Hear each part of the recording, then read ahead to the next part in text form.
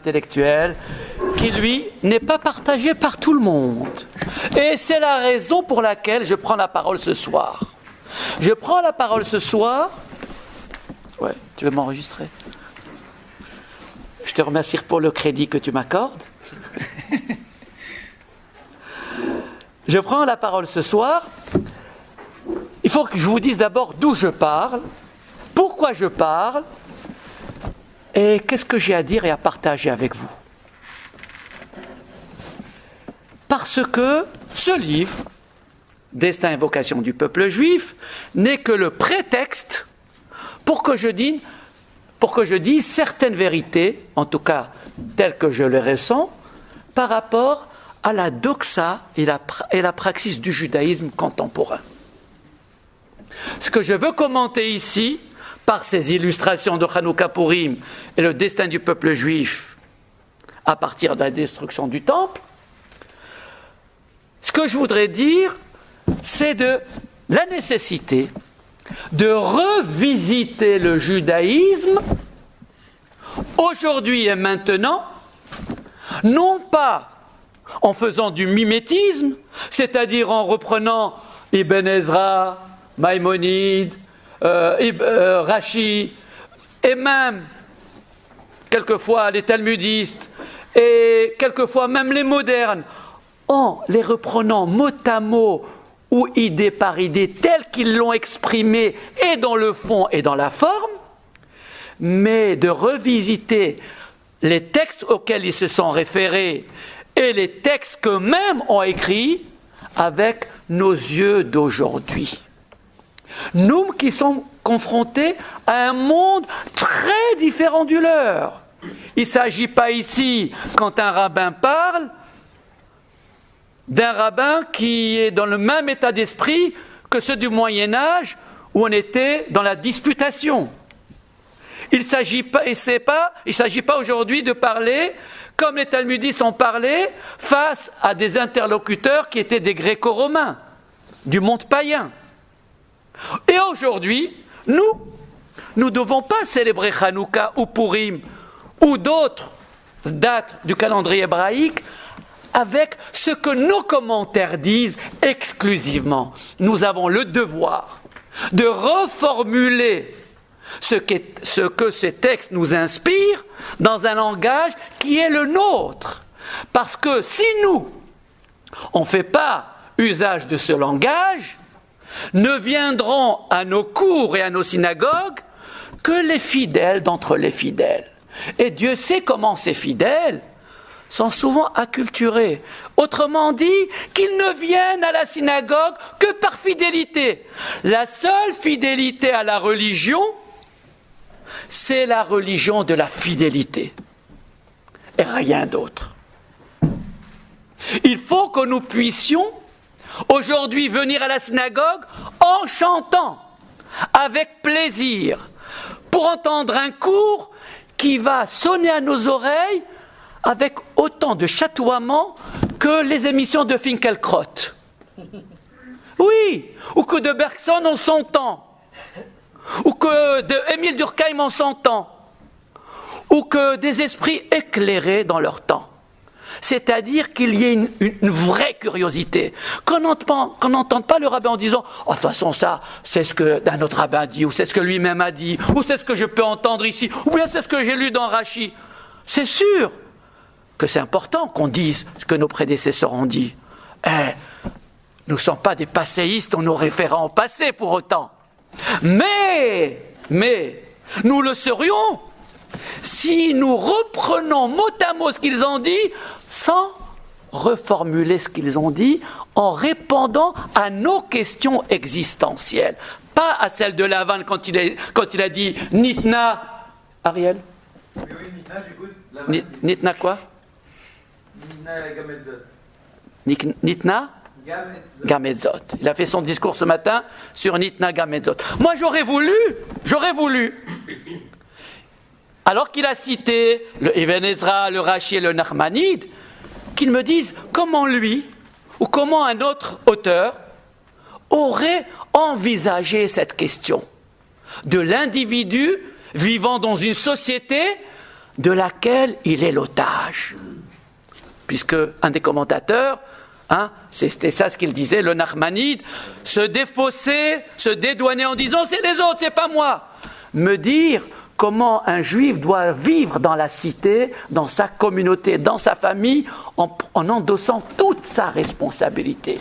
Il faut que notre lecture de la Torah, on puisse en faire état à n'importe qui soit en face de nous, qu'il soit athée ou non, qu'il soit croyant ou non, qu'il soit pratiquant ou non, qu'il vienne à la synagogue ou non, sans aucun préalable. Autrement dit, il faut que notre présentation de la tradition soit suffisamment claire dans notre esprit pour que nous soyons prêts à avancer une argumentation contradictoire et la défendre jusqu'au bout.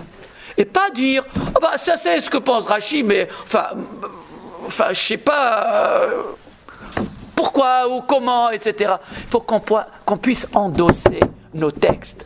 Et pour les endosser, il faut les penser jusqu'au bout. Et lorsque nous lisons la Torah, ne pas faire un acte de foi en disant c'est ce qu'a dit le Midrash, c'est ce qu'a dit le Midrash. Non, ça ne m'intéresse pas ça. Le Midrash, c'est une étude approfondie du texte.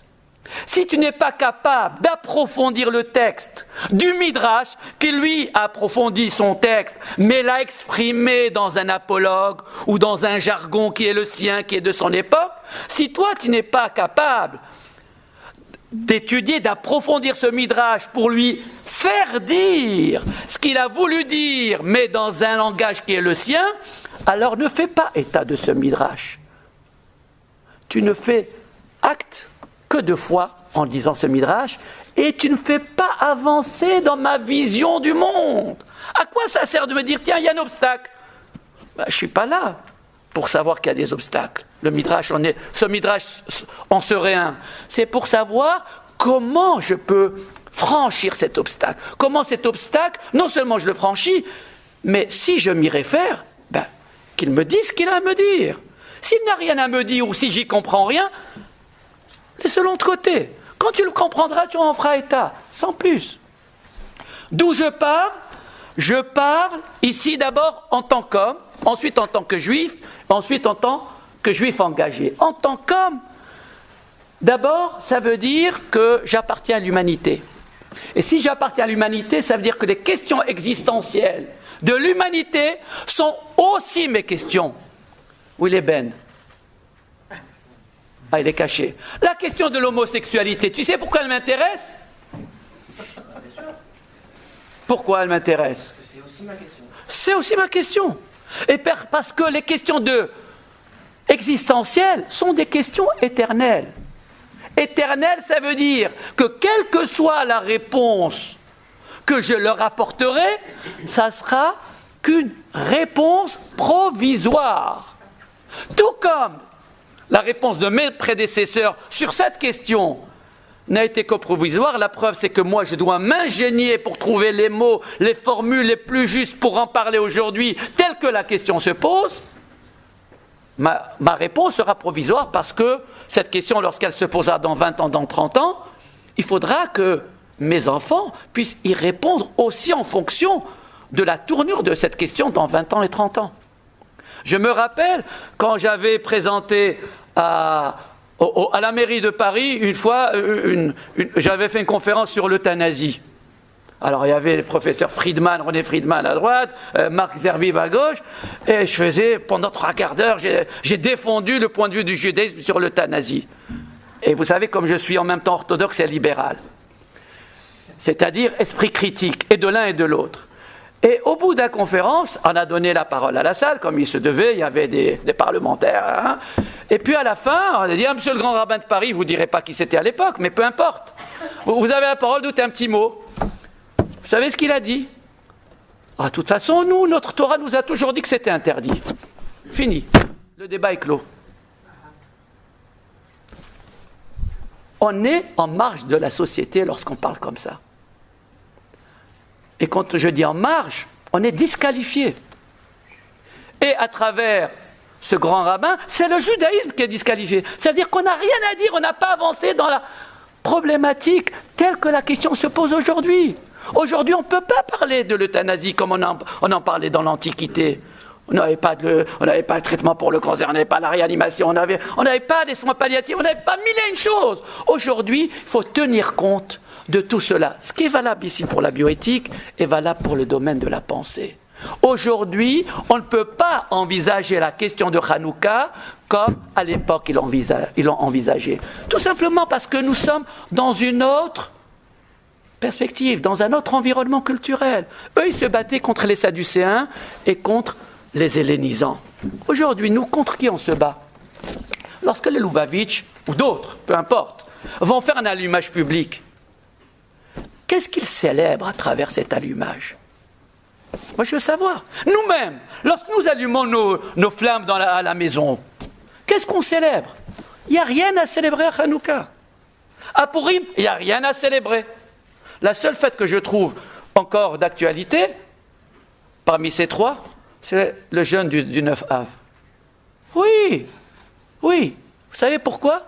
Parce que Hanouka, qu'est-ce qu'on célèbre dans Hanouka? La résistance des Hashmonaïm.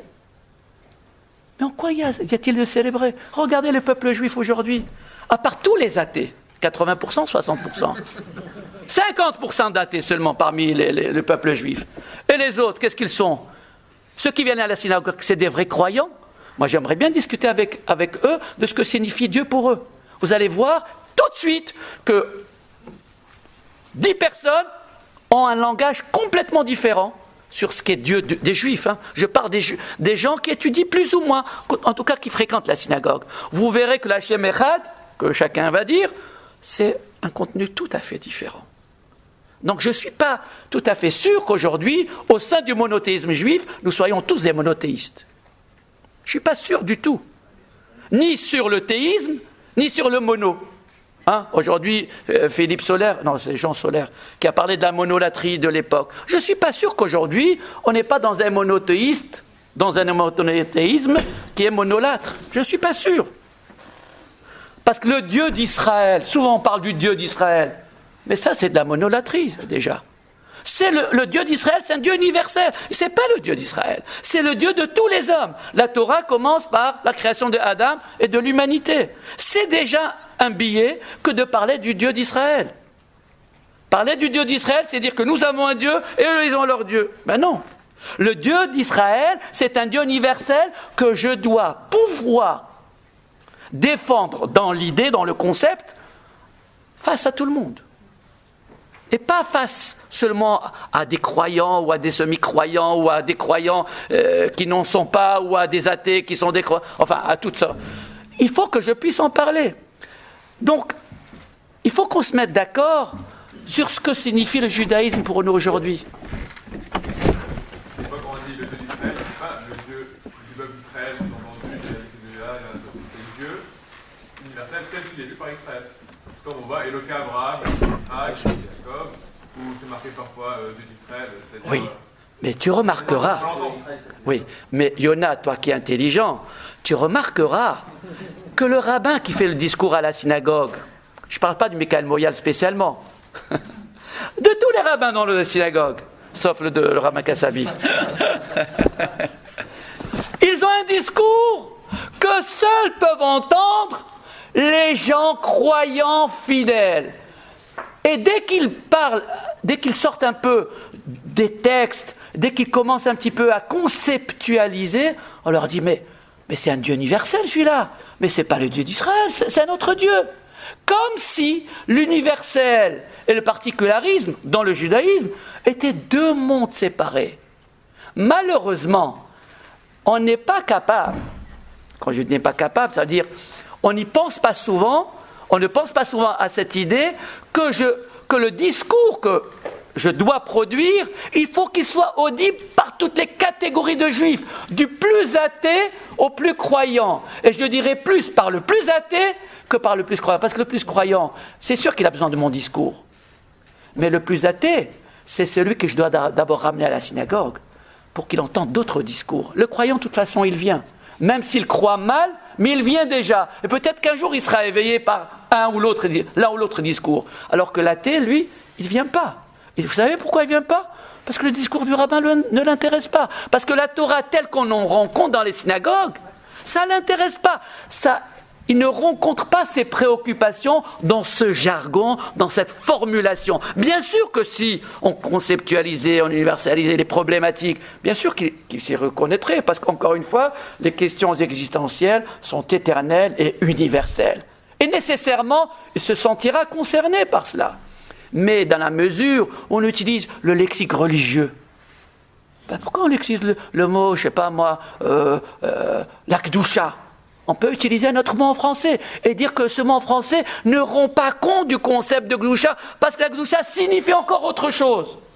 Mais disons les choses en français. Parce que la langue maternelle, c'est la langue qui exprime le mieux les nuances que nous ressentons, et par notre esprit et par notre cœur.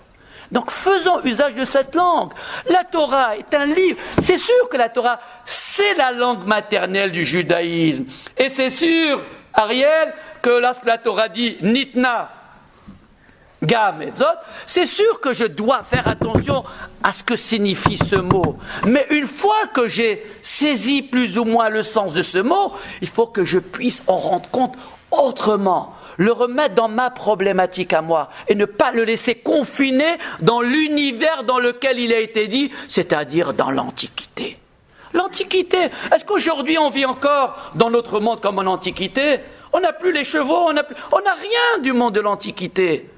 Et même les idées de l'Antiquité, tout à l'heure je vais parler du paganisme grec à travers Hanouka, c'est dépassé tout cela, à moins qu'on le reformule de manière moderne, les problèmes de cette antiquité, de ce polythéisme culturel du grec, etc., qu'on le reformule en le stigmatisant ou en le critiquant ou en l'adoptant, peu importe, mais tel qu'il apparaît dans notre monde à nous. C'est parce que ça ne sert à rien de faire le procès du passé, des Grecs du passé. Ceux-là, ils ne sont plus là. Ça ne sert à rien de nous battre contre des moulins à vent. Il faut qu'on se batte contre les vrais problèmes qui sont face à nous. Les problèmes de société, les problèmes des idées, les problèmes de nos écoles, les problèmes de nos enfants. C'est ça ce qui nous intéresse. Et quand je disais que Hanouka n'est pas une célébration, pourquoi je le dis? Parce que l'assimilation, aujourd'hui, du peuple juif, elle est aussi importante, me semble-t-il, sinon plus, me semble-t-il, qu'à l'époque de Hanouka. Et que si on célèbre aujourd'hui Hanouka, et là, je légitimise ce terme de célébration, c'est uniquement pour dire que les carottes ne sont pas cuites. C'est simplement pour dire qu'il y a encore un espoir lorsqu'il n'y a plus d'espoir. Qu'il y a encore une flamme vacillante alors qu'on croyait qu'elle était éteinte. Vous savez, il y a encore quelque chose à retirer. Cette flamme de la Hanoukia, vous savez qu'elle n'a rien de commun avec la torche olympique. La torche olympique, elle est majestueuse. Elle nous fait oublier qu'il y a du pétrole en dessous, tellement elle est envoûtante. Alors que la mèche de la Hanoukia, elle aspire petit à petit l'huile et ça grésille. Et la halakha prévoit kafta, zakoukla, si elle s'est éteinte, est-ce qu'il faut la rallumer ou pas? Ça veut dire qu'elle est vraiment fragile, cette flamme. Eh bien, tel est notre judaïsme. Notre judaïsme est à l'image de cette flamme sur cette mèche. C'est-à-dire que notre âme juive a tendance, insidieusement, à quitter notre corps. Tout simplement parce que d'abord on est sous les influences occidentales et que nécessairement on n'est pas à l'abri de tout. Et puis même objectivement parlant, entre guillemets, cette âme juive, c'est une âme iconoclaste, c'est une âme révolutionnaire, c'est une âme exigeante. C'est pas par hasard que le bon Dieu nous a dit si vous acceptez la Torah, tant mieux, sinon vous allez mourir. C'est en même temps une question de vie et de mort. Mais c'est en même temps presque la mort assurée dans la mesure où le cahier des charges du Mont Sinaï est tellement lourd qu'on ne peut que mourir sauf miracle. C'est pour ça, et c'est comme ça que je traduis l'apologue dans le traité Shabbat qui dit que les Israéliens, quand ils ont entendu la voix de Dieu, leur âme les a quittés. Après, Dieu a dû les envoyer la rosée par laquelle il va faire ressusciter les morts à l'époque de la résurrection des morts. Et c'est comme ça qu'il nous a redonné vie. Tiens, nous sommes des survivants, des ressuscités, bien avant Jésus. Des ressuscités. Et pourquoi des ressuscités? Parce que tu sais, ce cahier des charges, il n'est pas vivable. Et Yona, est-ce que c'est facile de venir à la synagogue le matin? Très difficile. Et le soir? Et le Shabbat de venir à l'heure? Tu vois que c'est difficile. Bon, les sushis cachers, on peut les commander, ça c'est facile, etc. Mais tout le reste, c'est très difficile. Et encore, j'ai parlé là. On va mettre le chauffage parce que... Ah, vous avez froid, d'accord.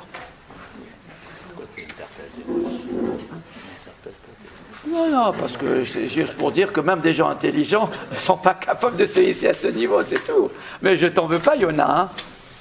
Moi, j'étudie pour un peu d'autre. Mais Ben ne peut pas en dire autant. Non, j'ai rien dit. Non, on peut même discuter. Hein. Oui, non. Dans la mesure où on n'est pas... Ça monte. Voilà. De même. Qu'est-ce qu'il y a à célébrer à Pourim? C'était la tentative de l'extermination du peuple juif. Est-ce qu'aujourd'hui on en est à l'abri? Madame Botbol, le budget de l'armée dans l'État d'Israël, à quel rang il se trouve? Premier. C'est dire que nous sommes exposés. Je ne sais pas si c'est plus exposé au moins qu'avant la Deuxième Guerre mondiale, mais il y a un État très puissant, qui a peut-être déjà l'arme nucléaire, qui veut nous exterminer. Et ça, c'est pas simplement une tentative d'un Haman un peu fantasmatique et d'un Ahasuérus un peu passif, etc.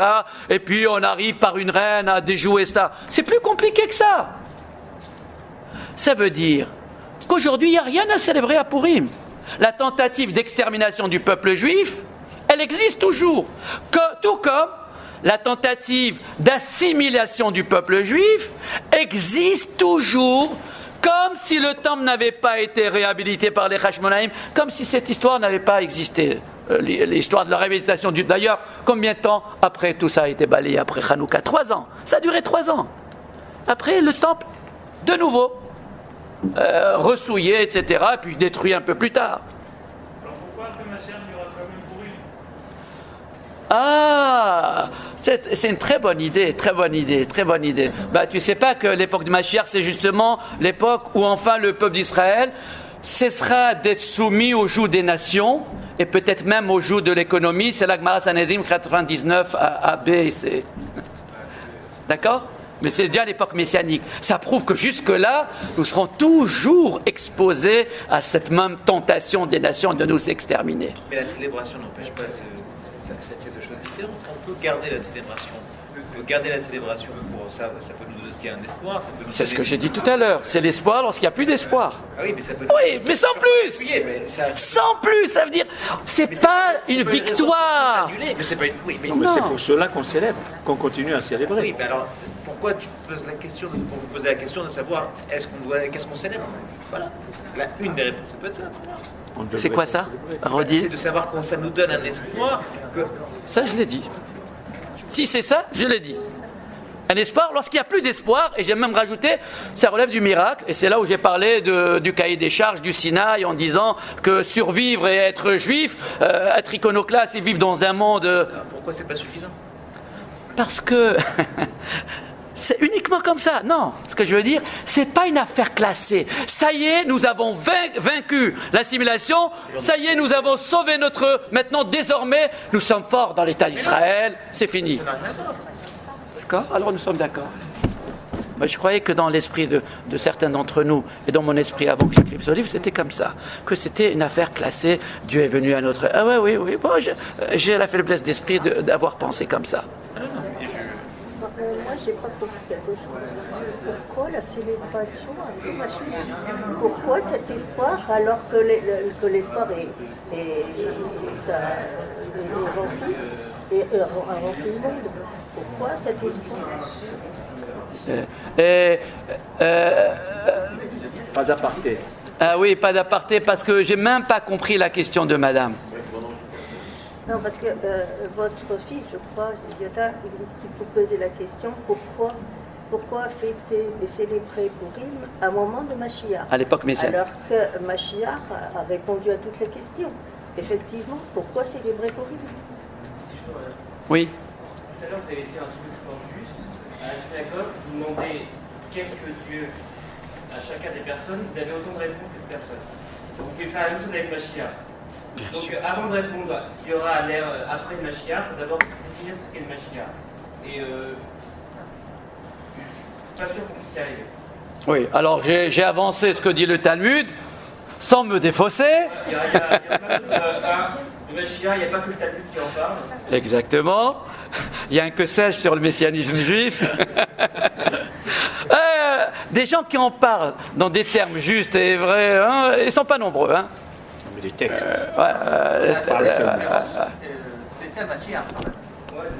On a assisté à une conférence il y a quelques mois. Ah oui. Spécial Mashiach, il y avait de belles choses. Ah oui. Qu'il a Oui. fait. Alors, J'étais là. puisque vous parlez de ça, je vais ouvrir une parenthèse et la fermer tout de suite.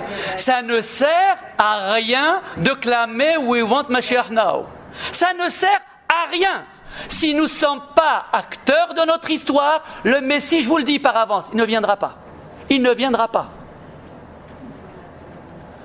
D'accord. Ah non, pas tout le monde est d'accord. Parce qu'il y a des textes qui disent un peu le contraire de ce que je dis. Berita Rishena, et voilà. Mais je suis prêt à défendre l'idée qu'il ne viendra pas. Il y a un terme. Il y a un terme. C'est ce qu'on croit. C'est le petit espoir. Quand il n'y a plus d'espoir, alors on dit un terme. Tu veux que je développe cette idée? Je peux la développer. On va finir sur ce. On va pas repartir dans tous les sens. Ouais. On va revenir après. Non, justement, voilà. Chers amis, les textes, il faut qu'on continue bien sûr. Les textes que nous lisons, la seule façon de les aborder, c'est de leur faire crédit par avance, mais ne juger que sur les pièces de conviction. Et quand je parle de pièces de conviction ici, c'est pas parce que c'est écrit que ça va arriver. Madame Bodbol, ce qui est écrit, lorsque vous l'aurez saisi, alors je vous dirai si je souscris à ce qui est écrit. Mais je ne fais qu'un crédit pré-critique. Vous savez qu'il y a 3 manières d'envisager la Torah. La manière pré-critique, la manière critique et la manière post-critique. La manière pré-critique, c'est le juif qui croit. On ne sait pas à quoi il croit, mais il est prêt à croire. Alors moi, je pense que souvent, il croit dans un faux Dieu. Et le Rambam, d'ailleurs, il dit que toute la Torah n'est là que pour extirper l'idolâtrie du judaïsme. Dans le Guide des égarés. C'est tout. Ça veut dire que les faux dieux, ils sont partout. C'est le polythéisme. Ils sont partout. Et que... Quoi ça? Même à la maison. Ils sont dans ta tablette, monsieur.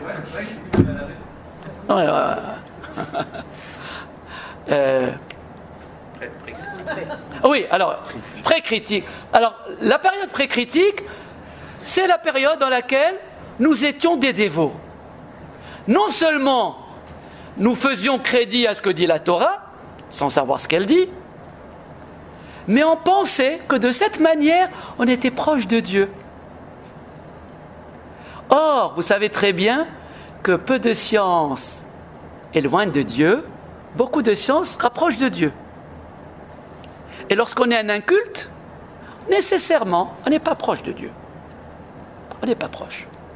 On ne peut pas se prétendre comme tel, même si la volonté est là, même si la foi est là, mais elle est mal placée. Elle est mal placée. Elle ne répond pas à la question qui est posée.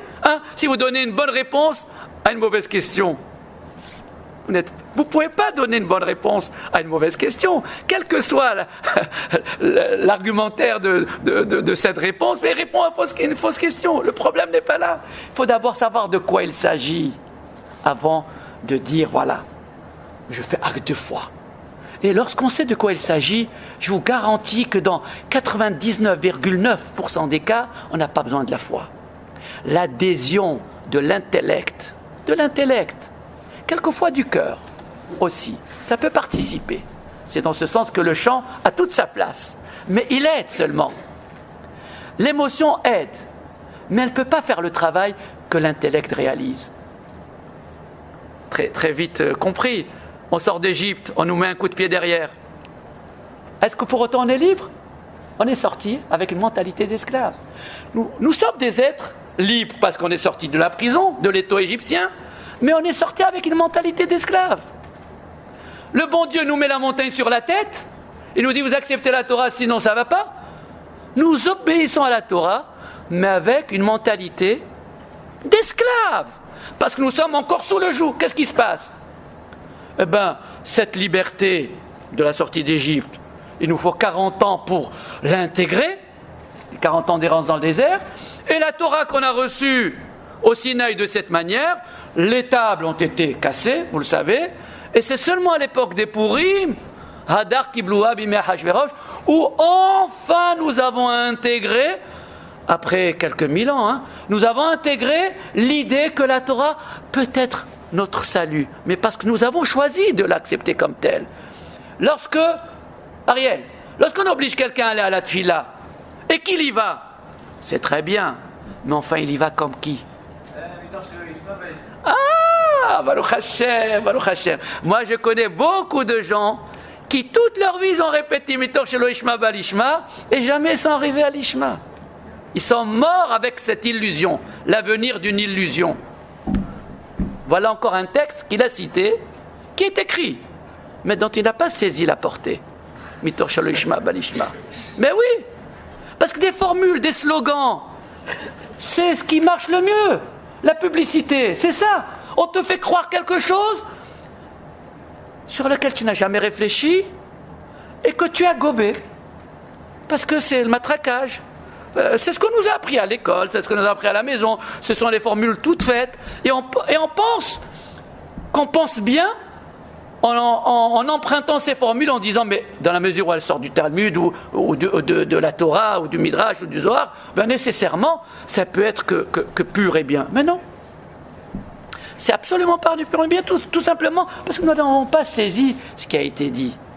Donc d'où je parle en tant qu'homme, appartenant à une humanité de laquelle je suis solidaire et dans laquelle non seulement je ne peux plus parler en tant que moi, parce que le moi est haïssable, mais parce que le moi n'a plus sa place.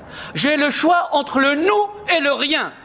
Or, le nous d'aujourd'hui, il ne peut se conjuguer qu'avec l'humanité.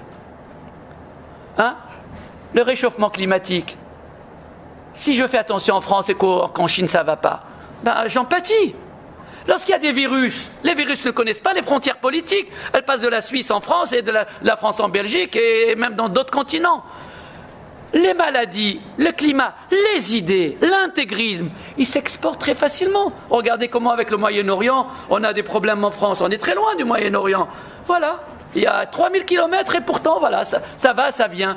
Eh bien, au niveau des idées, c'est la même chose. Si nous voulons résister, s'il y a lieu de résister à l'athéisme ambiant ou à la corruption ambiante, si nous pensons que chez les goïms, il y a de l'athéisme et il y a beaucoup de choses qui ne sont pas fréquentables et qui ne sont pas assimilables par nous, eh bien, il faut qu'on sache argumenter face à ce que les goïms nous proposent et qu'on puisse alors résister en connaissance de cause et avec de l'argumentation. Parce que nous, venant de familles plus ou moins religieuses et en étant enclins à adopter et la morale et la fidélité, la croyance, etc., ça va très bien pour nous. Et encore, ça va très mal. Mais on peut dire que ça va très bien par rapport à d'autres qui, eux, resteront toujours en marge du judaïsme, en marge. Pourquoi en marge ? S'ils en font le choix, il n'y a aucun problème.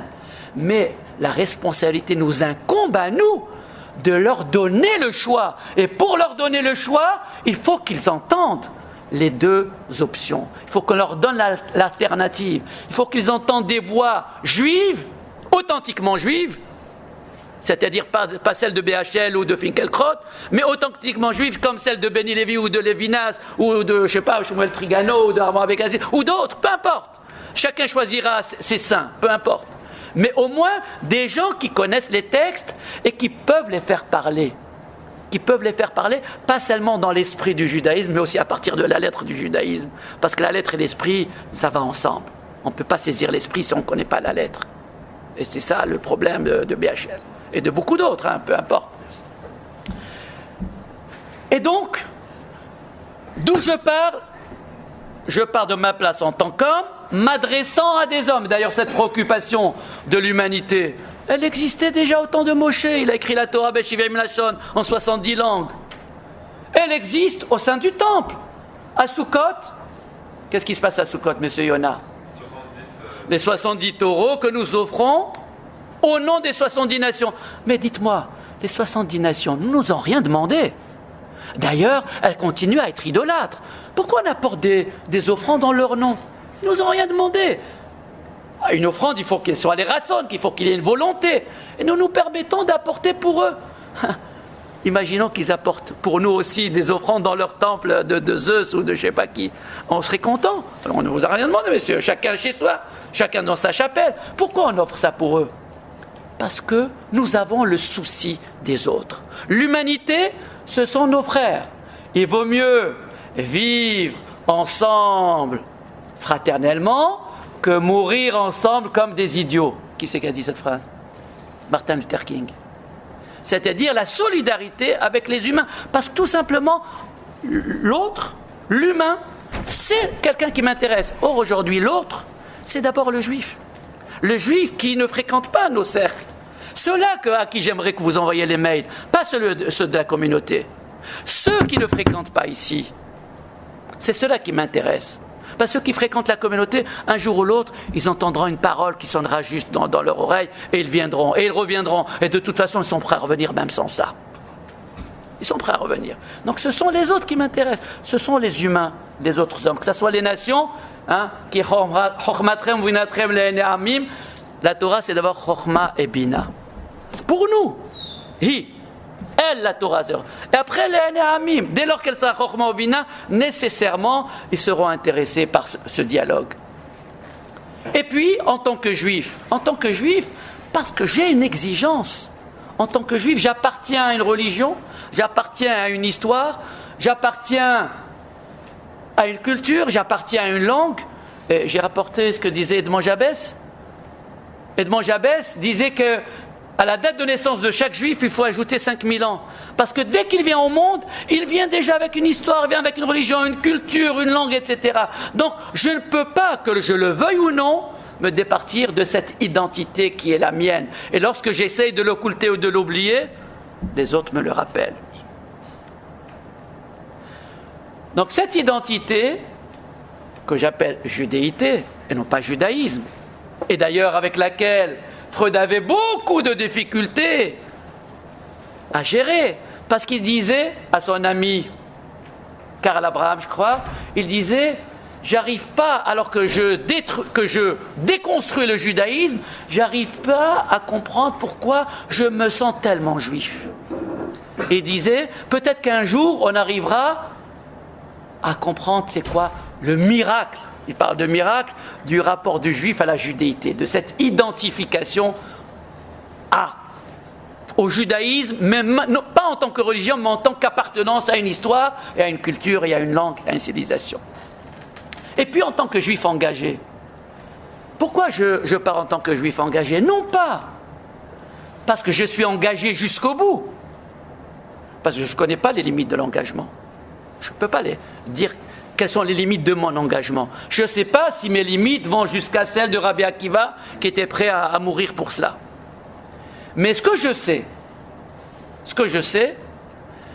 c'est que, en étant un juif engagé, je m'inscris pleinement dans une histoire qui a commencé par la religion, avant d'être une culture et avant d'être une sensibilité.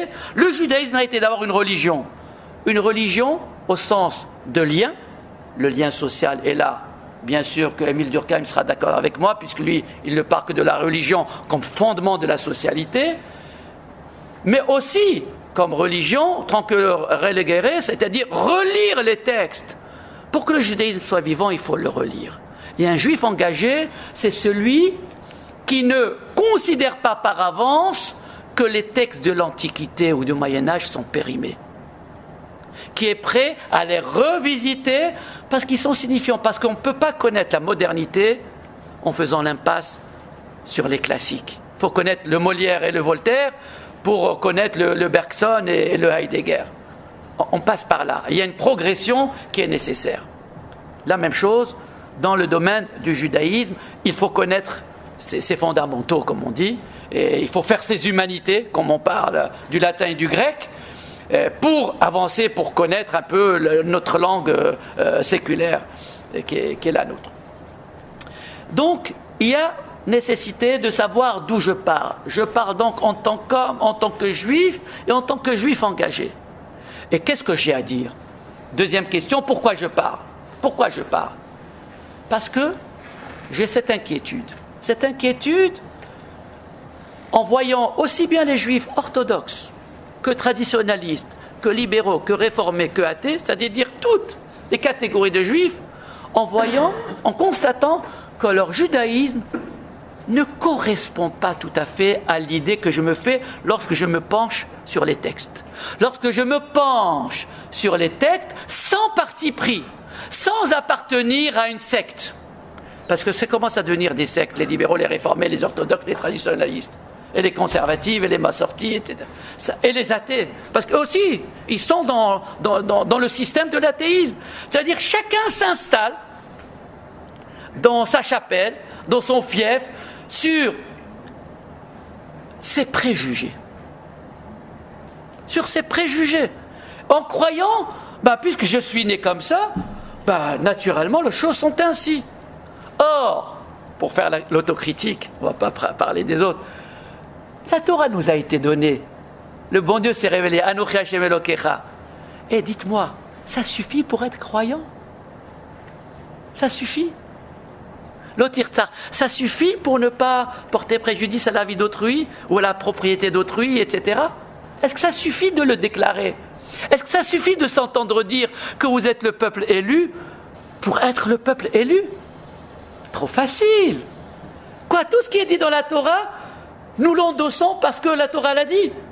Mais c'est merveilleux si c'est ainsi. Nous devrions faire partie des futurs saints, être canonisés. Les choses ne sont pas ainsi. Vous savez, je prends le problème de l'élection du peuple juif. Tout le livre de Bereshit, est-ce que c'est pas le problème, la question, la problématique de l'élection? Tiens, Caïn et Hevel, Dieu a agréé l'offrande de Hevel et pas celle de Caïn. Ah, ça veut dire que Dieu a élu Caïn. Il a élu Hevel, à juste titre, puisqu'il avait fait un beau cadeau à Dieu. Et qu'est-ce qui s'est passé? Le bon Dieu, il est la cause d'un fratricide. Et peut-être qu'il aurait dû l'agréer en douce, lui dire dans l'oreille, hey, je préfère ton cadeau plutôt que l'autre. Si l'autre a eu écho de cela, c'est que le bon Dieu a ébruité la chose. Voilà l'élection. Il a élu Hevel, et ça lui a coûté la vie. Un peu plus tard, entre Noach et ses enfants, il maudit Canaan. Maudit Ham, Canaan, Avi Canaan. Et comme par hasard, il nous donne le pays de Canaan qu'on a élu. Tu élu Shem et Yefet, et là on est dans Hanouka, Yaft Elokim le Yefet, Vishkon Be'ol Shem, et qu'est-ce qu'il fait? Il maudit Canaan, il nous dit allez prendre le terrain de Canaan. Et puis Ham, c'est les Noirs, et puis les Noirs. Oh, combien de problèmes. Alors ça aussi, si on prend le texte du Midrash, Ham, c'est les Noirs, hein? On a des grands problèmes avec les Noirs. Nous sommes des racistes à l'origine. Alors, avant même nous sommes des Bnei Noirs. Donc, il faut relire ça. On ne peut pas le lire comme c'est écrit, c'est pas possible. Dans la mesure où c'est faire Toldot d'Adam, où toute l'humanité est égale, on ne va pas créer après des classes et des sous-classes. Sinon, il ne faut pas qu'on s'étonne qu'on soit traité de sous-race. Les séparateurs séparés, c'est normal. Hein. Si nous-mêmes on sépare les hommes, il ne faut pas qu'on se dise pourquoi on nous a séparés, on nous a marginalisés, en nous traitant de sous-hommes. Il faut se méfier de cela, hein, le retour de bâton. Et puis après, tiens, Abraham a 2 enfants, Ishmaël et Yitzhak, qui privilégient l'un, et il veut chasser l'autre. Enfin, pas lui, Sarah. Et le bon Dieu cautionne. Il ne faut pas qu'elle s'étonne qu'on ait des problèmes avec Ishmaël après, ses descendants. Et Yitzhak avec Yaakov, là encore c'est la femme. Hein, c'est Rivka qui a voulu faire entrer Yaakov alors que c'était Esav le Bechor. Là-bas, c'était Sarah, maintenant c'est Rivka. On nous crée des problèmes. Alors, on nous va dire, très bien, bon, ça c'était les déchets, hein. Esav et Ishmaël. Mais après, au sein du peuple juif, qu'est-ce qu'il a fait Yaakov? Tu peux nous le dire, le pasouk? Oui. Yaakov ahav et Yosef mikol banav vayaslo ketonet pasim. Après, Il manque une partie. Kiven zekunim hulo. C'est vrai, tu as raison de le mentionner, parce qu'il n'a pas choisi par hasard, parce que c'était l'enfant de la vieillesse ou l'enfant de la sagesse, c'était son partenaire d'études, il avait de bonnes raisons. Mais qu'est-ce qui se passe après? La jalousie, la haine, chers amis. Et c'est qui ça? Yaakov. Tiens, Bechira Avot, le choisi, le meilleur parmi les patriarches. Alors qu'on ne s'étonne pas. D'ailleurs, puisque tu as parlé des temps messianiques, où il est celui qui a parlé des temps messianiques? Zacharie. Tu peux enlever ça, s'il te plaît, de tes mains? Et me regarder dans les yeux? Dans les temps messianiques, il y a une haftara qui parle de Ephraïm et de Yehuda. Tu peux nous dire le pasouk? Non. Bet Yaakov Leesh. Ah non, ça c'est la semaine prochaine, ça. C'est de Vaïgash. Ephraïm lo ekanet Yehuda, Yehuda lo ekanet Ephraïm. Et les bâtons de Ephraïm et de Yehuda qui vont mettre ensemble. Ça c'est l'ère messianique. C'est-à-dire qu'au sein du peuple juif, hein, le schisme, hein, le royaume d'Israël qui était Ephraïm et le royaume de Yehuda qui était au sud, eh ben, vous savez ça? C'est déjà présent dans la préférence que Yaakov ferait entre Yosef par rapport aux autres, et Yosef c'est Ephraïm, et donc il va y avoir, les 10 Shvatim vont être désignés par Ephraïm, parce que là aussi Yaakov, par rapport aux petits-enfants, il a croisé les mains. Regardez, le problème de l'élection, nous en sommes les victimes. Alors ne revendiquons pas ça, nous en tant que peuple, en disant que nous sommes élus. Surtout pas. D'ailleurs, entre nous, vous savez pourquoi nous avons été élus, si élection il y a eu? Parce que nous étions les plus mauvais. La preuve, un peuple à l'inugrède. Et la preuve, c'est qu'à 2 reprises, le bon Dieu a voulu nous effacer. Alors tu peux nous dire, tiens Ariel, puisque tu es réveillé, quelles sont les 2 reprises? Après la faute du veau d'or, juste, et la deuxième fois? Dans le livre de Bamidbar. C'est quand. Ouais. Avec des cailles. Madame Botbol, comme vous n'êtes pas sûr de vos sources, n'induisez pas en erreur. Mais ça a un peu un rapport, mais pas tout à fait. Après les Mraglim. Très bien. Ouais. Après moi. Ouais. Je crois que aussi avec les cailles, il y a peut-être une troisième truc. Bon, oui, mais il n'y a pas aussi. Bon, en tout cas, voilà, au moins 2. Donc vous voyez bien que ce peuple élu, le bon Dieu a été prêt à s'en débarrasser. Alors évidemment, mais enfin, c'est écrit. C'est écrit. Donc, ne croyez pas trop à l'élection. Parce que si vous y croyez, vous serez les victimes de cette élection. Le christianisme, pourquoi il a essayé à nous éliminer de l'histoire? Pourquoi il a trouvé dans le silence de Dieu et dans le silence papal quelque chose qui ressemblait à la répudiation du peuple d'Israël? Parce que ils se sont déclarés, eux, les vrais Israël. Le vrai Israël. Nous n'étions que la préfiguration du vrai Israël. Donc vous voyez que ce problème de l'élection, il peut être utilisé à notre détriment. Donc ne faisons pas état de privilèges ni d'élection. D'ailleurs, dans une élection, il faut qu'il y ait plusieurs candidats. Il n'y avait personne comme candidat. Il n'y avait que nous, et encore même nous a obligés. Une élection n'est pas une nomination. Le Premier ministre est nommé, mais un président de la République est élu. Or, Dieu nous a nommés, il ne nous a pas élus. Les autres n'ont pas voulu. Le Midrash dit qu'il y avait une élection. Mais non, les autres n'ont pas voulu. Ne croyez pas aux mots. Dis-lui, Jonas, ce que tu penses de Bahar Banou. Alors moi je vais te le dire. Asher barah banou. Il s'est sauvé et nous on le dit, allez, on reste ensemble. On n'a pas mieux. Est-ce que tu vas réhabiliter la Torah maintenant?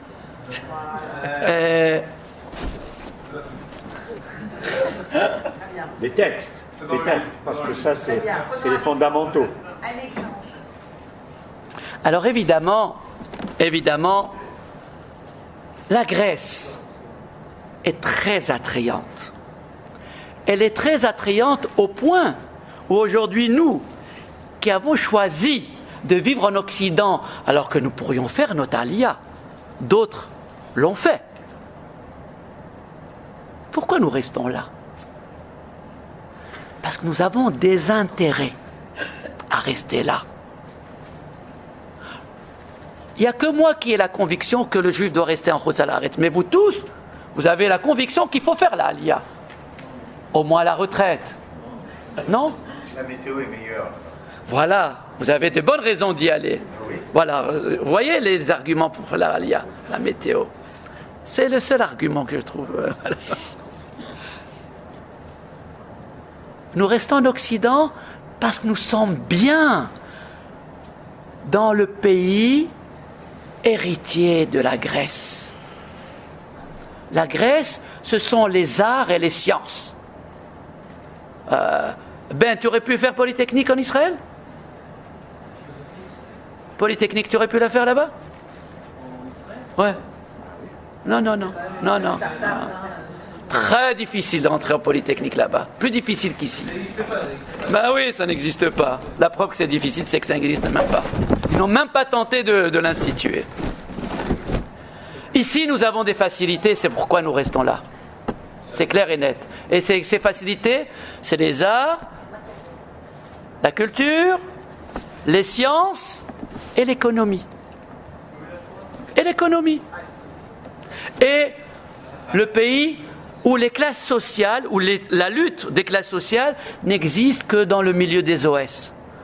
C'est dans les professions libérales, on va dire dans le secteur tertiaire, on n'est pas tellement touché par les luttes de classe, hein, les syndicats, etc.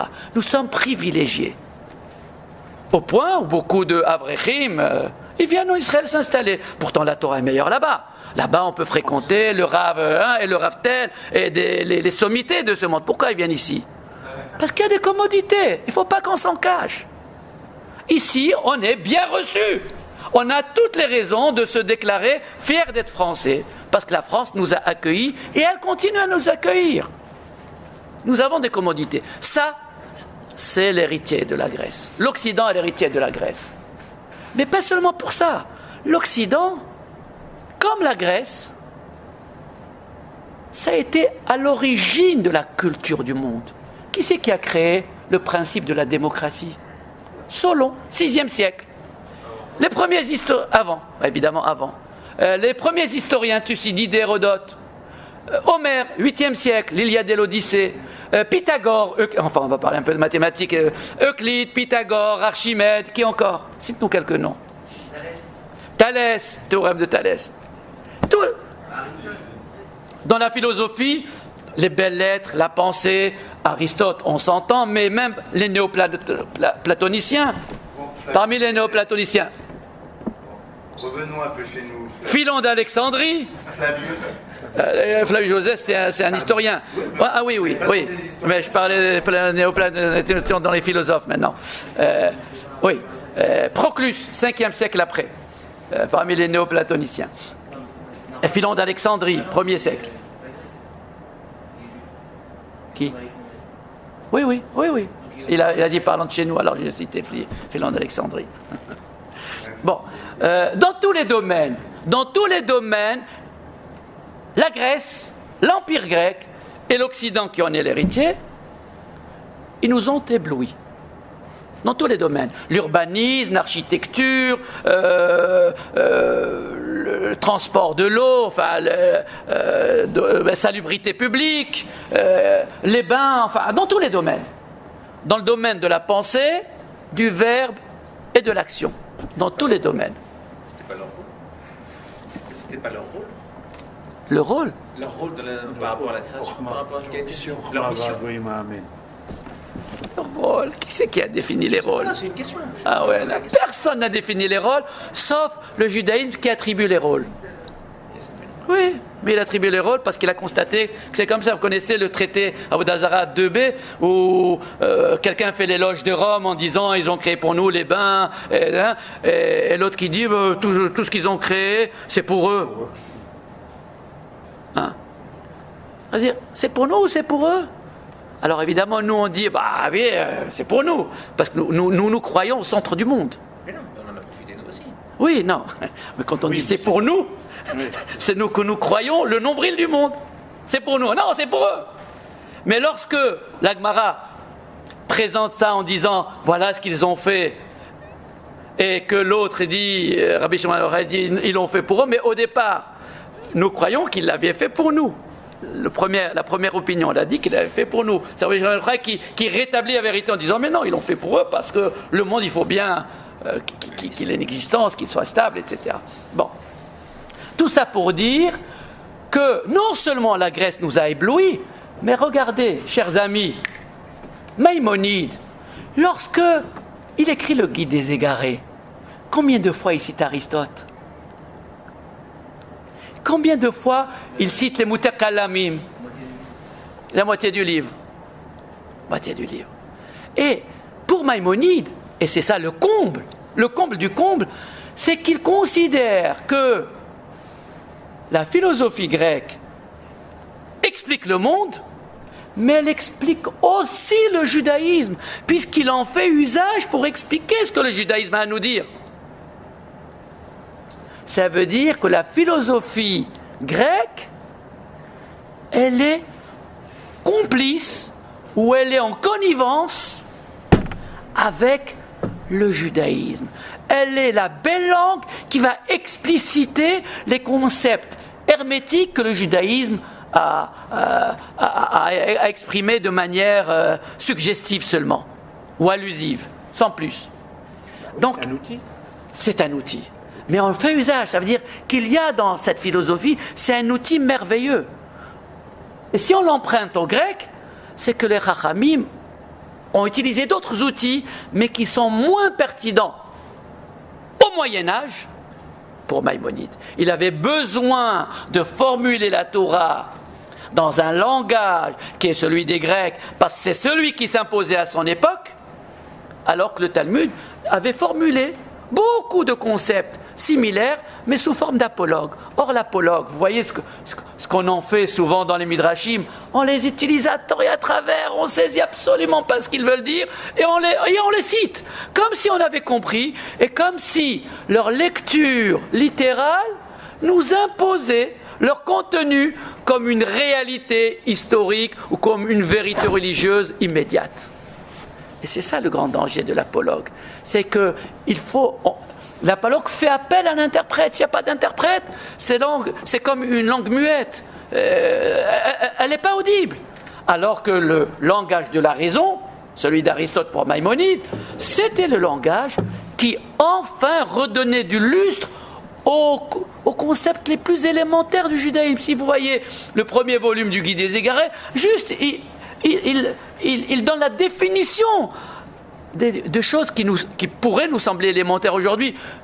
Sur 10 chapitres, il explique que Dieu n'a pas un corps et que les anthropomorphismes dont la Torah fait usage, ce sont que des anthropomorphismes, que c'est la facette humaine de Dieu, la facette humaine qui est imaginative puisque Dieu n'a pas de corps. Mais il fallait qu'il s'évertue pour faire valoir ce point de vue. Ça veut dire que ça n'allait pas de soi. Et aujourd'hui, nous lisons aussi beaucoup de textes qui n'ont pas trait à Dieu, à la personne de Dieu, mais qui ont trait à des vérités religieuses, et on les prend pour argent comptant, comme si leur signification et leur littéralité se confondaient. Et ça, nous faisons ici usage de la lecture sadducéenne, celle qui prévalait à l'époque de Hanouka, et contre lesquelles les pharisiens de Hashmonaïm ont lutté. Cette lecture sadducéenne de nos textes. Nous faisons, quand nous lisons nos textes de cette manière littérale, sans faire l'effort de les triturer et d'en extraire la substantifique moelle, nous faisons œuvre de sadducianisme. Et lorsque nous prenons la Torah orale, le Talmud, dans beaucoup de midrashim, à la lettre, aussi nous faisons œuvre de sadducianisme. Nous la considérons d'abord comme une Torah écrite, alors que c'est une Torah orale qui a été transcrite. Le Talmud, c'est une loi orale qui a été transcrite. Donc, ne sacralisons pas la lettre du Talmud, parce que cette lettre n'est pas sacrée. Cette lettre n'est que le vecteur d'idées qui ont été dites de manière orale et qu'on a transcrit secondairement.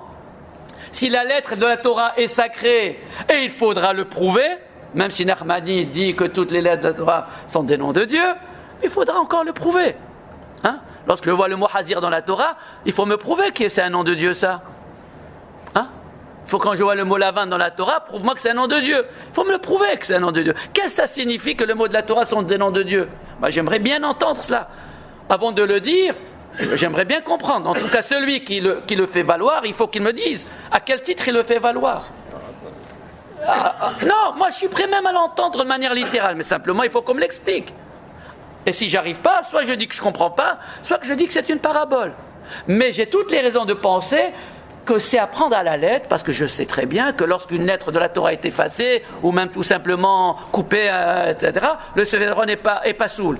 Ça veut dire qu'il y a quelque chose dans le graphisme même des lettres qui me renvoie à une vérité essentielle, à une vérité qui a trait à l'essence des choses.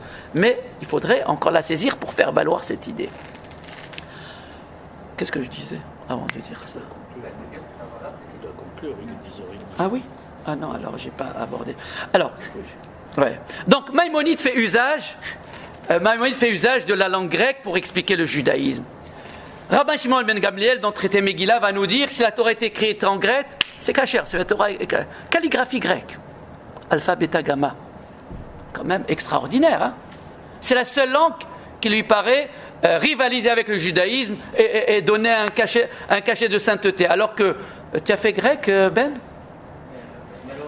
Non. Alors, ceux qui ont fait grec ici, est-ce que vous pouvez me dire comment on dit sainteté en grec? C'est pas le numen.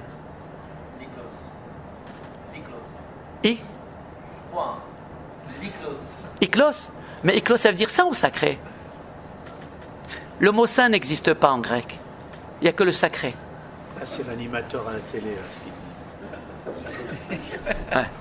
Le mot saint n'existe pas. Et pour cause. Ah oui, il est grec, lui. C'est un animateur de télé. Je sais. Je sais pas comment il s'appelle. Nikos Aliagas. Ah, ben voilà. Ben ouais, bien sûr. Le mot saint n'existe pas. Pourquoi? Le numen. Numen. Mais le saint n'existe pas. Et pour cause. C'est quoi l'akdoucha? Pourquoi il faut être... Yona, pourquoi il faut être 10 pour dire l'akdoucha? Tu sais pourquoi? Parce que c'est en étant 10 qu'elle devient Kedusha. La preuve, vous pouvez dire Kadosh, Kadosh, Kadosh, Hashem Tsevaot, vous n'avez rien transgressé. Je l'ai dit, je suis tout seul.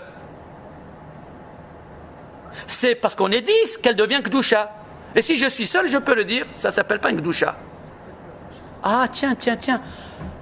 Ça m'éclaire d'un autre... C'est quoi la Kedusha? C'est peut-être être ensemble. Ah, mais être ensemble, ça me renvoie à quoi? Eh ben, à Sarah Shechina Shroya Bener. Ah, c'est peut-être ça le concept de l'Akdoucha. Quelque chose qui émane de l'homme et qui intègre une 11e dimension, quand on est 10. La 11e dimension, la Shrina. Ah, c'est peut-être ça l'Akdoucha. Ah, bah, ça me rappelle quelque chose. L'effervescence collective dont parle Émile Durkheim pour parler de Mahamad Arsinaï, où Dieu, bah, c'est être ensemble et être transcendé par quelque chose. Et être transcendé par quelque chose qui est transcendant parce que tout le monde se reconnaît là-dedans. Ça commence à me signifier quelque chose, l'Akdoucha. Être séparé, c'est peut-être se mettre à l'écart du monde. C'est vivre une expérience collective qui est à l'écart du monde où on s'agit dans tous les sens. Bon, vous voyez que les concepts, il faut aller... Non seulement savoir les traduire, mais pour savoir les traduire, faut-il encore saisir, voir ce que, dans le contexte de la Torah, ce qu'il signifie. Donc, la Torah nous dit, le grec, Une très belle langue. Mais alors, si c'est une très belle langue, si elle peut même être dans le Sefer Torah, si on l'a utilisée pour... si des philosophes contemporains comme Lévinas, Beni Lévi et d'autres font usage pour expliquer ce qu'est le judaïsme et pour montrer son lustre, mais alors, pourquoi le Midrash Rabbah, il considère dans cette lecture préfigurative de l'histoire de l'humanité qu'il rapporte aux 4 termes qui qualifiait la création avant que Dieu ne l'organise? C'est quoi les 4 termes? Tohu, Vavohu, Rocher et Tehom. Ce sont les 4 termes que le Midrash Rabbah rapporte pour dire que Tohu c'est Babylone, Bohu c'est la Babel.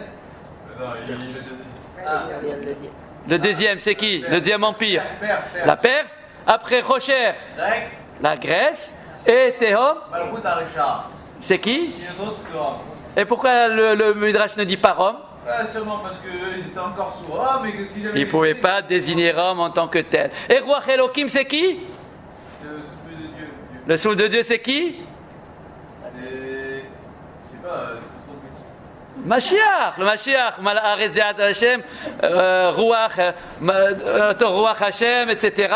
Et Hamaim, c'est qu'Hamaim, Alpene Hamaim? Bah, tu le sais, bien sûr. Athènes. Hoi Kol Tzameh Lechul Hamaim, c'est la Torah, mais c'est aussi la Teshuva, comme c'est écrit, Shifri Kamaim Liber Nochar Pene Hashem. Hein? Shifri Kamaim Liber. Donc ce Midrash, il qualifie la Grèce de Rocher.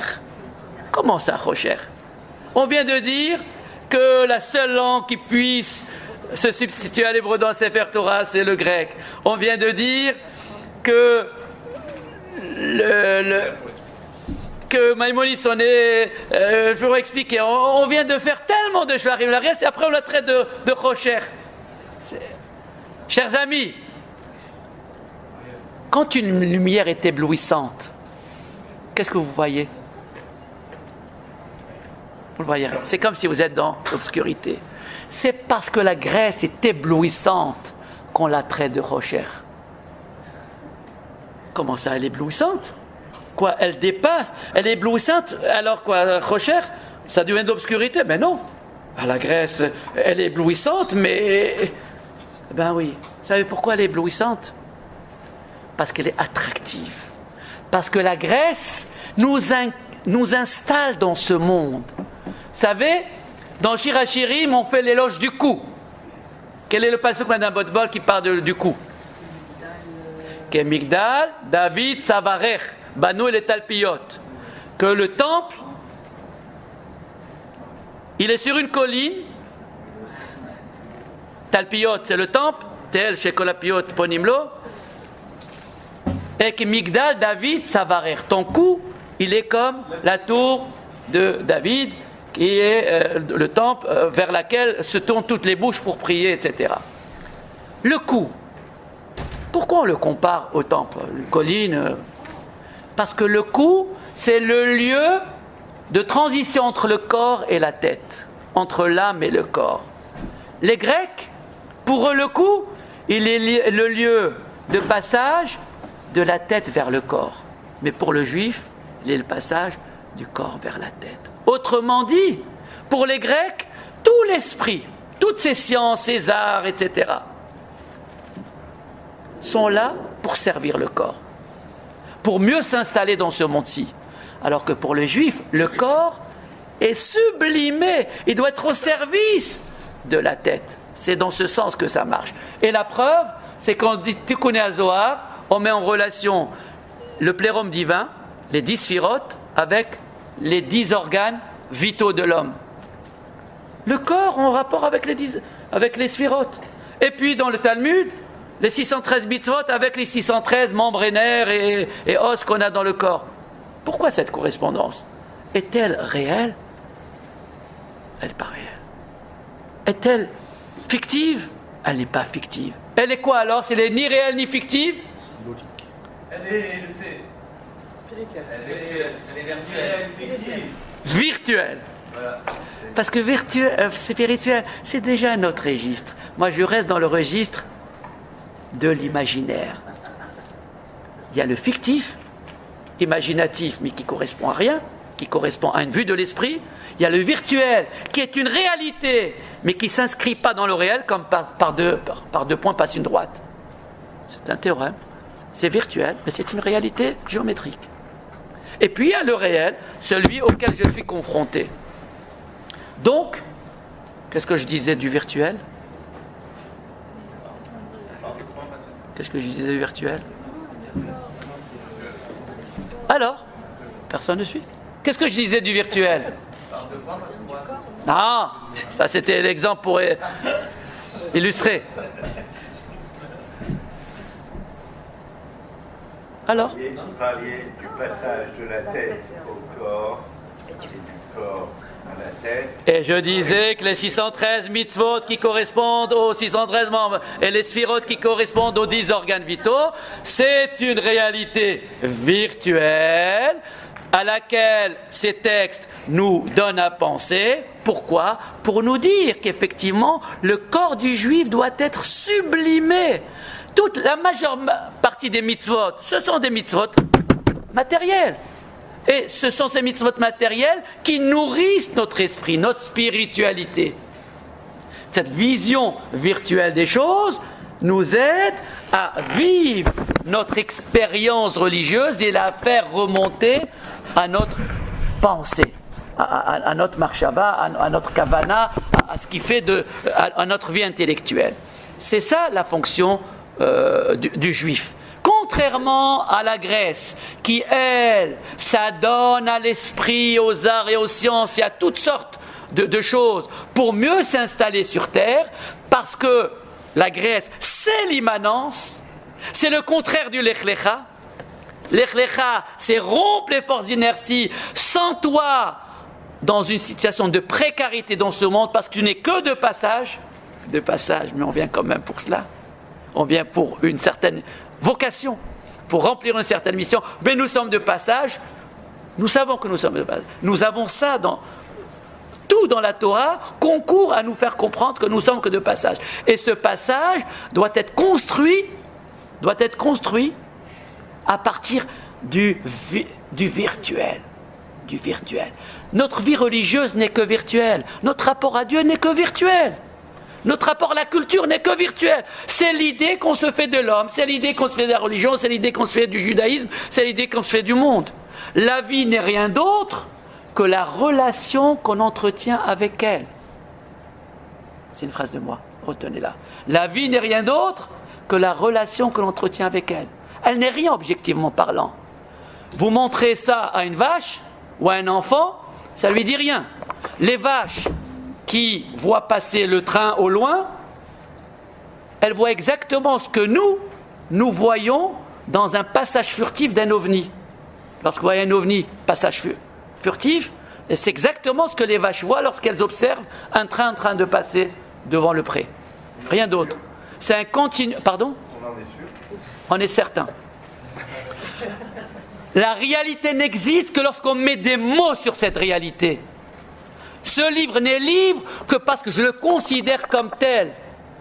Lorsque je ne le considère pas comme tel, je le mets au feu ou je le mets pour meubler quelque chose ou pour caler un meuble. C'est tout. Il n'est livre que parce que je sais le lire et qu'il a du sens, alors je suis prêt à mettre un prix. Mais sinon, il ne sert à rien. C'est les mots que je mets sur les réalités qui font que cette réalité existe pour moi. Sinon, c'est autre chose. C'est un continuum amorphe. C'est ça le tohu bohu dont on parle. Quand on dit que le monde était tohu bohu, vachocher al penetum, c'est quoi obscurité, tohu bohu, un monde amorphe? Il n'était rien. Pourtant, tout était là. Mais rien. Voilà, c'est un tout qui est rien. Pourquoi? Parce que je n'ai pas encore mis des mots là-dessus. Et lorsque Dieu va créer le ciel, il va dire la rakia kara shamaim, vela yabasha kara eretz. Et l'homme, il va le nommer Adam. Et il va dire à l'homme de nommer les animaux.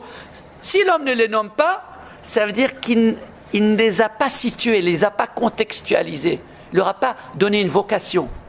Le Adam, d'ailleurs, Qu'est-ce qu'il est Adam?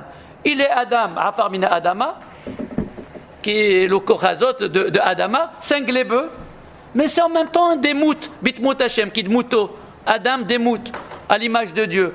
Mais l'homme, il peut être l'homo natura de Freud, c'est-à-dire la cristallisation de l'instinct de conservation et de pulsion sexuelle, voilà l'homo natura, mais il peut être aussi un homo celestus, c'est-à-dire un homme qui va rompre ses forces d'inertie, qui va dépasser sa corporéité pour être un homme civilisé, pour être un homme qui perçoit la réalité, non pas pour ce qu'elle est, de manière immédiate, mais pour ce que lui voudrait faire d'elle. Et c'est en la nommant qu'il fait d'elle quelque chose. C'est dans ce sens que le logos des Grecs, ou que le logos de la Torah, est très important. Et c'est là où les métonymies peuvent être des glissements sémantiques préjudiciables pour nous. C'est là où on peut devenir des Grecs. Lorsqu'on traduit la cour de Beth Amikdash par un parvis, on est déjà dans le lexique chrétien. Le parvis, c'est l'esplanade d'une église. Et nous, on va utiliser ce mot pour une synagogue. C'est un emprunt qui n'a... Lorsque le grand rabbin Salomon Ullmann, en 1756, je crois, 1756, il a voulu que l'école rabbinique passe de Metz à Paris. Pourquoi? Parce qu'a-t-il dit, c'est la ville des sciences et des arts. C'était une manière de christianiser l'école rabbinique. Lorsqu'il a fait rentrer l'orgue dans la synagogue, c'était un mimétisme de l'Église. Et c'est comme ça que beaucoup de juifs allemands se sont convertis sans grande difficulté, dans la mesure où il y a l'orgue déjà, dans la mesure où on s'inspire des autres, où on les prend comme modèle, pourquoi ne pas aller dans l'original? Pourquoi rester dans le mimétisme et dans la copie? On peut directement aller dans l'original. Et c'est ça le problème de la Grèce. Le problème de la Grèce, c'est qu'ils ont une conception de Dieu qui est immanente. Mais nous, qui adoptons la transcendance, est-ce qu'on ne se comporte pas comme des idolâtres grecs? Est-ce que l'immanence, la terre qui nous nourrit, la subsistance, c'est pas contre ça que la Torah dit Lech Lecha. C'est pas contre ça que la Torah nous dit va en Eretz Kenan, habiter une terre qui t'appartient pas, que tu vas acquérir par la violence. Et lorsqu'elle sera à toi, alors elle sera jamais à toi, parce que tu l'auras spoliée à des gens à qui elle appartenait, et que tu vas la conquérir avec la guerre. Et cette terre, même si Dieu te l'a donnée, tu sais, il t'a jamais donné vraiment comme telle. Il t'a donné de manière conditionnelle. Et si vous ne le comprenez pas comme tel, les nations vous le feront comprendre comme tel. Tout dans la Torah nous appelle à remettre en question ce que la Torah nous propose, non pas comme des croyances, mais comme des présupposés qu'on doit investir par notre pensée pour donner une signification. Et mon œuvre, celle-là, qui illustre là, est une œuvre de salubrité publique dans la mesure où, en somme, si je devais résumer ce que je dis, ce que je voudrais dire, c'est arrêtons de ne plus penser le monde. On ne pense plus à penser le monde.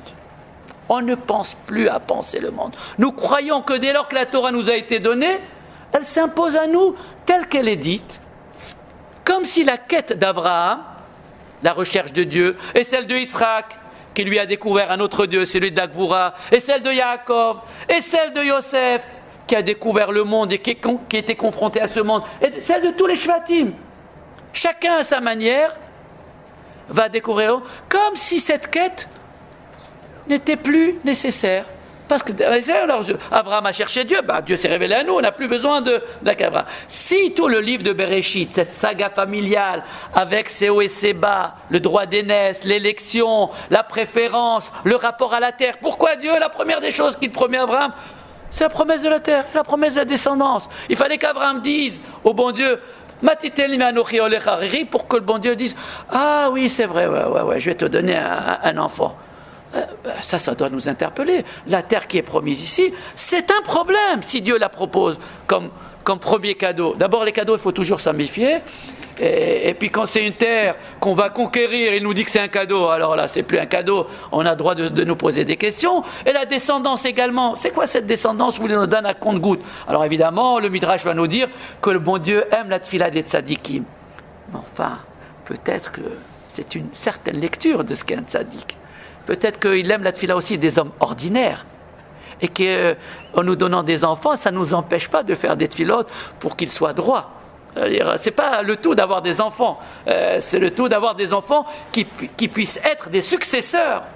Ça veut dire qu'ils soient à la hauteur du patrimoine que leurs parents vont leur donner. Et c'est tout cela.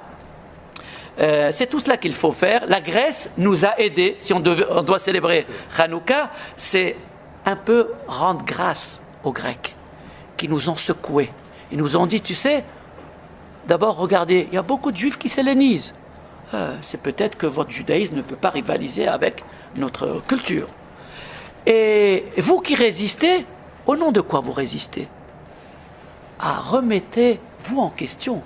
Parce que lorsque les nations nous titillent, nous provoquent, nous veulent du mal ou nous font du mal, ça c'est une constante dans le judaïsme.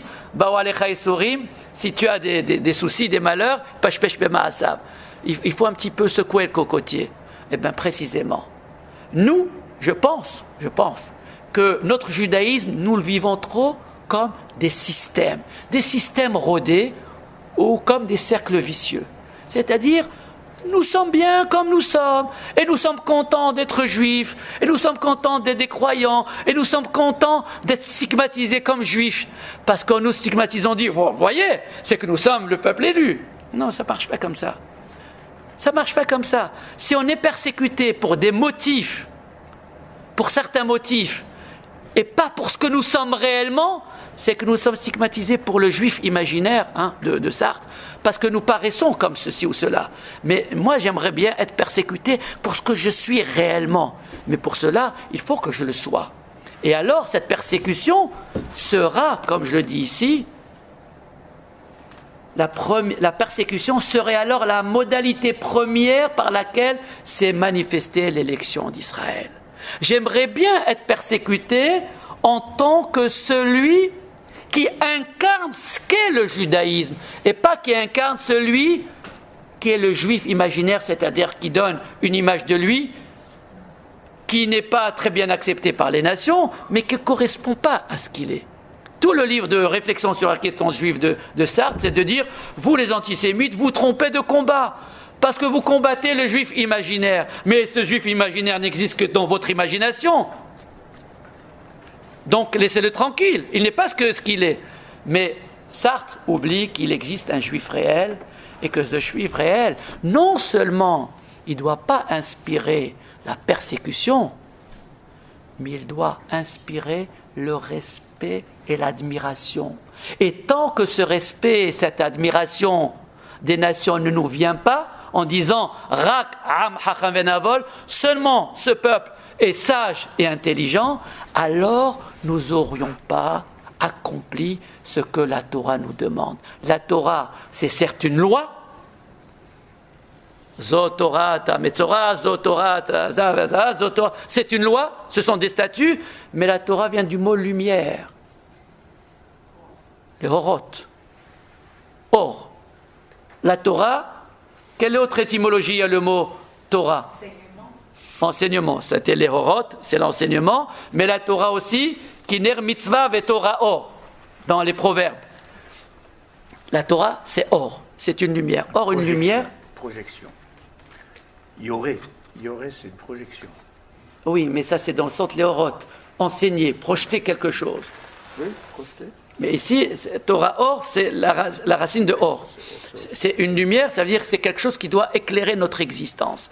Lorsque cette Torah, nous l'aborderons dans cet esprit d'éclairer notre existence, parce que notre existence est commune à tous les hommes, et pas qu'on la limite à une sphère, qu'on en fasse une monolatrie, mais qu'on envisage tous les problèmes du monde à la lumière de cette Torah, et qu'on la lise comme telle, comme étant ouverte sur toutes les possibilités, sur tous les problèmes tels qu'ils se posent à nous, alors nous inspirerons le respect et l'admiration des nations, et alors la fête de Hanouka serait notre véritable victoire. Notre victoire, je ne dirais pas ultime, mais une vraie victoire. Pour le moment, Hanouka n'est pour nous qu'un espoir du passé qu'on espère aujourd'hui fortifier et renverser dans l'autre sens. Mais jusqu'au jour d'aujourd'hui, nous sommes encore dans l'état de un certain statu quo par rapport au passé dans ce sens.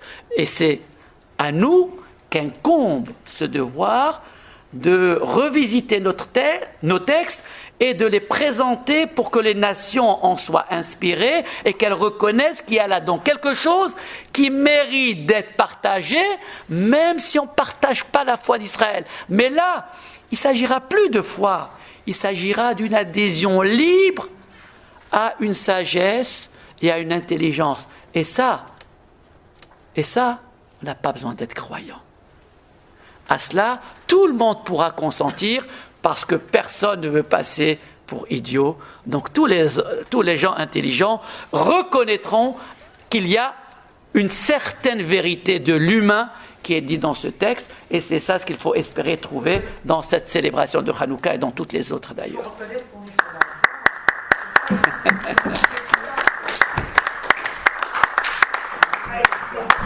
Première question, ouais, vas-y.